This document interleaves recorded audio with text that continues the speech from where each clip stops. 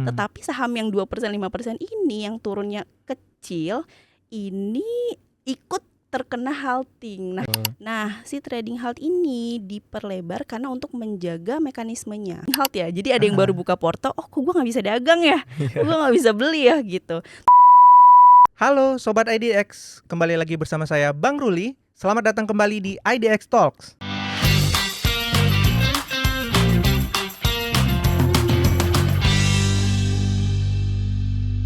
Saat liburan lebaran kemarin, mungkin Sobat IDX banyak yang bertanya nih, kapan ya market buka? Atau nanti buka langsung ada kejadian apa nih di market, di pasar modal Indonesia gitu ya. Pasti banyak yang bertanya. Saya ingat banget di salah satu jokes mungkin ya di sosial media. Itu kurang lebih isinya kayak gini. Bursa lanjut aja liburnya lebih panjang lagi sampai kondisi lebih tenang gitu. Dan ternyata benar, saat market dibuka, pasar modal kembali dibuka di tanggal 8 April, tepat setelah lebaran, itu ternyata beneran terjadi yang namanya trading halt. Nah, hari ini kita mau tanya langsung nih ke teman-teman di Bursa Efek Indonesia, trading halt itu apa sih? Kemudian ada juga penyesuaian ARB atau auto rejection. Nah, sudah hadir bersama kita saat ini Mbak Vini Maulidina dari Divisi Riset Bursa Efek Indonesia. Halo Mbak. Sobat IDX, halo Bang Ruli. Halo, selamat pagi. Kita mau bertanya-tanya nih Pagi. Mbak ya. Kita mau ngobrol lebih lanjut soal penyesuaian ketentuan ini tadi, trading halt dan auto rejection. Khususnya auto rejection bawah gitu Mbak ya, ARB. Oke. Langsung saja Sobat IDX ya. Ini Mbak, kan kemarin ada trading halt. Kita mulai dari trading halt dulu nih Mbak ya. Boleh. Trading halt itu sebenarnya apa sih Mbak, dan fungsinya gitu ya untuk perdagangan atau transaksi saham itu apa sih? Ya. Jadi kalau trading halt sebenarnya Bang Ruli, trading halt itu kan secara bahasa artinya adalah pembekuan atau pemberhentian perdagangan seluruh saham yang ada di Bursa Efek Indonesia nih. Nah, sebetulnya trading halt merupakan mekanisme yang memang common yang dilakukan oleh hampir seluruh bursa yang ada di seluruh dunia. Walaupun dengan istilah dan juga aturan yang berbeda-beda. Jadi ada yang menyebut trading halt, ada yang menyebut circuit breaker juga. Nah, tapi aturannya sendiri memang ternyata berbeda-beda juga. Kalau kita nih di Bursa Efek Indonesia per 8 April 2025, kita memiliki trading halt ketika IHSG atau indeks harga saham gabungan kita turun hingga menyentuh 8% turunnya gitu ya. Itu kan akan adanya trading halt ya. Nah, sedangkan di bursa lain levelnya itu berbeda-beda. Jadi ada yang 5%, ada yang 8%, bahkan ada yang 15 gitu ya. Nah, ini merupakan mekanisme yang memang dibuat dari seluruh bursa yang ada di dunia untuk menjaga gitu ya, untuk melindungi investor, kemudian untuk mencegah volatilitas dari harga saham yang memang cenderung signifikan dan tajam, dan khususnya juga akan menjaga mekanisme pasar, begitu sih Bang Ruli. Menjaga mekanisme pasar gitu. Betul. Baik, ini menarik nih Mbak. Trading halt kemarin itu kan terjadi tanggal 8 April persis setelah lebaran gitu ya kalau nggak salah. Betul sekali. Tapi kalau nggak salah di Maret juga pernah kejadian tanggal 18 ya. 18 Maret. Nah, itu masing-masing mengacu ke ketentuan trading halt-nya tentunya beda dong karena ada perubahan tadi kan ya. Betul. Boleh diceritain mungkin Mbak, bedanya di mana gitu. Oke. Jadi sebagai info nih Bang Ruli, jadi ketentuan trading halt itu telah berlaku sejak 2020. Maksudnya adalah perubahan terakhir ya di tahun 2020. Nah, di tahun 2020 trading halt kita adalah ketika IHSG turun hingga 5%. Waktu pandemi itu ya? Waktu pandemi, betul. Nah, ketentuan tersebut berlaku hingga trading halt kita di tanggal 18 Maret. Nah, kemudian yang menarik Bang Ruli, jadi di tanggal 18 Maret itu kan bulan puasa. Nah, nggak lama setelah 18 Maret kita ada libur lebaran nih Bang Ruli. Iya benar. Kalau aku nggak salah, sebetulnya libur lebaran itu dari tanggal 28 Maret sampai tanggal 7 April. 7 April. Nah, ini kan jarak yang cukup panjang. Kalau kita hitung secara hari, jaraknya adalah 11 hari kalender, atau kalau hari kerja adalah 7 hari kerja atau hari bursa gitu ya. Nah, secara kalau kita bandingkan dengan bursa lain, libur lebaran kita adalah kita dapat kategorikan liburan yang cukup panjang. Oh, hitungnya udah panjang sudah ya? Cukup panjang ya teman-teman. Walaupun mungkin kita banyak yang kurang deh kayaknya, tapi ternyata itu udah cukup panjang. Nah, yang menarik adalah ketika di tengah-tengah kita sedang libur lebaran, bursa tutup, di saat yang sama terjadi informasi global yang signifikan, yang mungkin kita sudah tahu juga nih bareng-bareng, bahwa ada informasi tentang ketentuan tarif Trump. Jadi Donald Trump, presiden dari US, menerapkan tarif import untuk setiap negara termasuk Indonesia. Nah, hal ini ternyata direspon oleh masyarakat global sebagai hal yang tidak begitu menguntungkan untuk masyarakat, khususnya untuk pasar modal. Nah, ketika kita lagi libur-libur santai-santai ketemu keluarga gitu ya, itu sebenarnya di bursa lain sudah terjadi volatilitas dan penurunan harga saham berturut-turut selama berhari-hari dan cukup signifikan. Nah, sebetulnya ketika nantinya kita akan buka nih perdagangan pertama kali, mungkin investor juga dan masyarakat juga sudah menerka-nerka, bahkan masyarakat global juga sudah membaca, memprediksi bahwa kita akan mengalami penurunan juga karena memang libur lebaran kita ibaratnya mengakumulasi penurunan yang belum terreflek nih Iya. di dalam bursa kita gitu ya.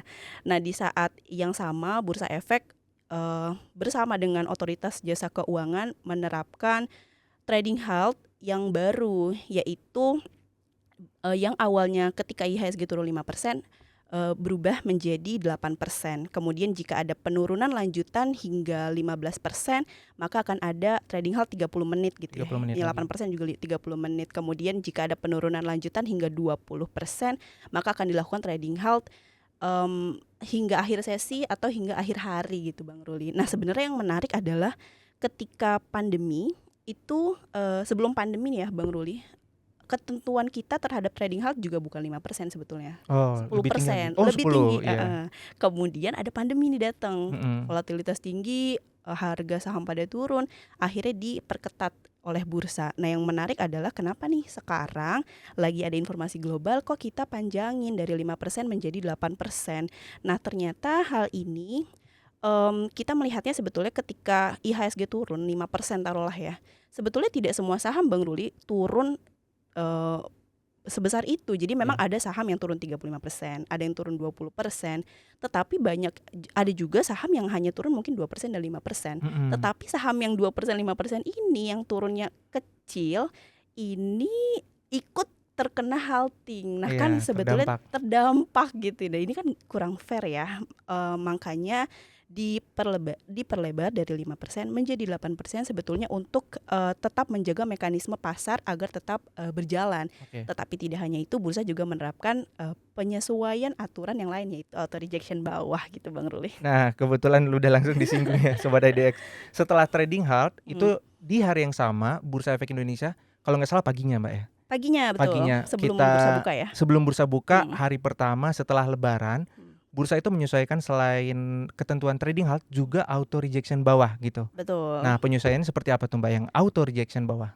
Oke, mungkin buat sobat IDX yang belum tahu gitu ya, Mhm. sebetulnya auto rejection itu adalah suatu mekanisme yang Mekanisme. juga common di bursa lain, dan ini fokusnya adalah untuk membatasi pergerakan harga dalam satu hari. Mhm. Nah, perbedaannya dengan trading halt adalah kalau trading halt itu levelnya adalah indeks, yaitu keseluruhan bursa yang memang diberhentikan perdagangannya. Langsung IHSG gitu ya Langsung hitungannya? IHSG Mhm. gitu ya.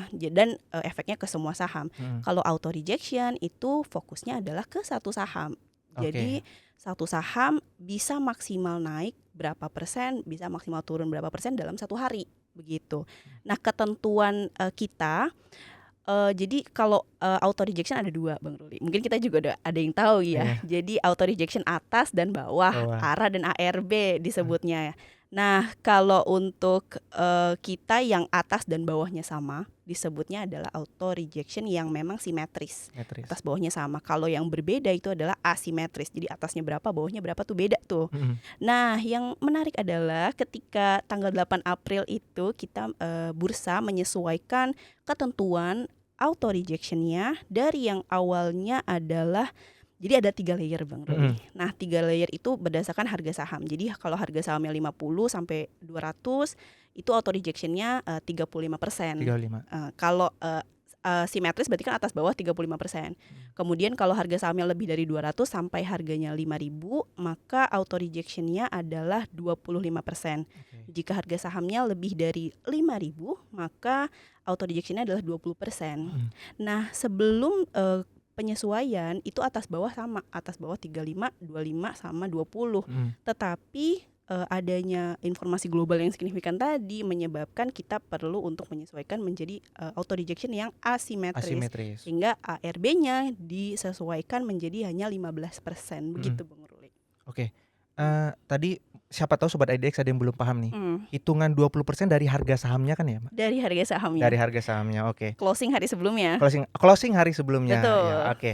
Kemudian nih, ARB itu kan kita Bursa Efek Indonesia Yap. itu menetapkan kebijakan perubahan ketentuan tadi di tanggal 8 Aprilnya. Yap. Sebenarnya kalau kita lihat juga tetangga-tetangga kita bursa yang efek yang lain sebenarnya ada yang menyesuaikan juga nggak sih Mbak di momen yang sama, momentum yang sama gitu. Oke. Nah, di momentum yang sama di tanggal kan kita penyesuaian di tanggal 8 April 8. ya. Nah, kemarin bursa juga melihat ternyata ada juga nih Bang Ruli di tanggal 7 Aprilnya atau hari sebelumnya gitu ya. Di bursa Thailand, SET, Stock Exchange of Thailand gitu ya. Di sana ternyata disesuaikan juga auto rejectionnya, walaupun dengan istilah yang berbeda ya, sobat IDX. Jadi mungkin kalau di Thailand lupa, kalau nggak salah namanya price limit, daily price limit. Really. Nah, di sana disesuaikan dari awalnya simetris 30% atas bawah, disesuaikan menjadi ARA-nya 30%, ARB-nya 15%. Hanya satu layer. Hanya satu layer. Hanya satu ya. Begitu. Nah, yang menarik juga adalah di pengumuman penyesuaian bursa Thailand tersebut dijelaskan secara detail bahwa memang terjadi informasi yang signifikan dan disebut juga ini karena tarif Trump yang memang mempengaruhi fluktuasi di pasar modal. Ya. Gitu. Berarti memang spesifik momentum saat liburan itu ya, kejadian saat liburan itu ya Mbak ya? Betul, liburannya di Indonesia. Oh iya, oh ya Thailand nggak libur ya? Thailand kayaknya enggak ya, US apalagi. Iya benar-benar, ternyata iya benar, market yang lain kan tetap buka ya. Betul. Hanya kebetulan hanya bursa ya saat itu yang masih libur. Paling sama Malaysia walaupun tidak selama kita ya teman-teman. Oh iya, bursa Malaysia lebih cepat lagi? Lebih cepat, kita masih libur, mereka sudah buka walaupun libur juga. Oh, oke. Kalau Malaysia sendiri ada info nggak sih Mbak? Mereka ikut perubahan, ada perubahan ketentuan juga atau nggak? Iya, informasi yang kita dapat sih mungkin enggak ya, belum ya. Oke. Kenapa angkanya atau besarannya yang tadinya 5% ya Mbak? Tadinya ARB. Iya. Tadinya simetris. Kenapa simetris? Kenapa dari simetris yang disesuaikan yang bawah doang? Oke, menjadi asimetris. Ada yang bertanya soalnya itu Mbak. Oke. Kenapa atasnya juga nggak disesuaikan? Kan nggak semuanya turun sahamnya. Kan nggak semuanya. Oh oke. Kenapa yang disesuaikan bawahnya aja? Nah, ini karena informasi yang ada yaitu adalah mungkin kita sebut sentimen kali ya. Misalkan kayak pas COVID, terus sekarang ada tarif Trump. Sebetulnya ternyata ini dibaca sebagai sentimen yang tidak begitu menguntungkan dari investor dan juga masyarakat terhadap perekonomian, terhadap pasar modal. Sehingga terefleklah kepada harga saham yang memang turun. Nah, harga saham yang turun ini oleh karena itu disesuaikan auto rejectionnya yang bawahnya aja supaya ini memberi batasan juga kepada saham tersebut agar tidak begitu memiliki fluktuasi atau volatilitas yang tinggi. Nah, mungkin banyak juga ya beberapa dari kita atau investor yang memang tanya juga nih, sebetulnya kalau disesuaikan, taruhlah dia sebenarnya ARB-nya 35%. Kalau disesuaikan jadi asimetris berarti kan jadi 15% aja di hari itu. Nah, tetapi sebetulnya kan bisa juga besok turun lagi, benar nggak? Iya benar. Bisa berhari-hari. Bisa berhari-hari juga gitu ya. Nah, apa yang membedakan turun dalam satu hari sebesar 35% dengan turun 35% tetapi 2 hari atau 3 hari? Nah, itu berbeda banget, Bang Ruli. Oh, masih bisa. Hitungannya beda ya? Hitungannya beda karena kalau suatu saham turun 3% tapi berhari-hari, itu sebetulnya memberikan waktu atau ruang lebih banyak kepada investor untuk melakukan analisa, memberikan waktu untuk mencerna informasi agar lebih rasional, tidak impulsif, tidak ikut-ikutan investor lain gitu ya. Karena kita juga mungkin ada sebagian dari investor yang ketika bursa tutup di sore hari atau malam hari mereka melakukan analisis fundamental, mencerna persepsi dari ekonomi yang terdampak dari informasi tersebut. Nah, ini berbeda dan besoknya bisa jadi habis turun 15%, bisa jadi gak melanjutkan turun hingga 35, tetapi bisa balik naik atau mungkin ya so-so gitu ya, dibandingkan dengan satu hari yang langsung turun 35% kan berbeda. Iya. Jadi memang diberikan waktu oleh bursa supaya investor lebih bijak lagi mencerna informasi yang ada, yang beredar Betul, gitu Mbak ya? benar Oke. sekali. Mbak Vini, ini kita Ya, masih ngomongin soal ARB nih. oke. Sebenarnya dampaknya lebih berasa di siapa sih gitu ya? Di Hmm, investor, hmm. di emiten, atau justru di ekonomi Indonesia sendiri? Oke, kalau kita ngomongin dampak nih Bang Ruli, sebetulnya seluruh pelaku pasar modal yang ada di Indonesia atau yang di luar yang memang aktif di pasar modal Indonesia akan terdampak dari investor, emiten, kemudian broker atau perusahaan sekuritas tentu akan terdampak. Nah, kalau kita bicara apakah akan mempengaruhi ke ekonomi Indonesia atau enggak, tentunya kalau teman-teman dari ekonomi mungkin sudah familiar ya bahwa memang salah satu elemen GDP salah satunya adalah investasi. Nah, Investasi. investasi ini salah satunya adalah pasar modal nih, Bang Ruli. Jadi pasar modal Indonesia ini sebetulnya merupakan leading indicator terhadap Oh, ekonomi. Jadi kalau misalkan IHSG kita naik nih dalam jangka waktu tertentu, itu artinya adalah persepsi atau optimisme dari investor terhadap ekonomi Indonesia. hmm, Jadi dari pasar modal ini sebetulnya adalah mencerminkan confidence level, kemudian persepsi masyarakat terhadap ekonomi Indonesia itu sendiri. Jadi dari sana itu yang tentu akan berdampak mungkin secara tidak langsung kepada ekonomi Indonesia, Bang Ruli. oke. Optimismenya juga bukan investor dalam negeri sendiri, tapi juga dari luar negeri ya, Yang memang invest di pasar modal yang emang Indonesia. invest di pasar modal Indonesia. Tapi ada juga nih Hmm, teman-teman investor, sobat IDX yang oke. bertanya, bursa Hmm, cepet banget sih, reaktif banget sih, langsung oke. ngubah ketentuan kayak gini. Nah, Hmm. itu gimana dari teman-teman, Mbak? Oke, nah, kalau dari bursa, jadi memang penyesuaian ini kan 2 ya Bang Ruli, antara trading halt dengan auto rejection. Mhm. Jadi dari trading halt ini kan sebenarnya untuk menjaga mekanisme pasar tetap berjalan. Jadi tidak ada gangguan atau intervensi mekanisme karena ada pelonggaran ya dari 5% menjadi 8%. Tetapi hal ini dikombinasikan dengan kebijakan yang baru yaitu auto rejection bawah yang Hmm, menjaga setiap sahamnya hanya turun paling banyak 15%. Nah, ini sebetulnya tujuannya untuk melindungi investor.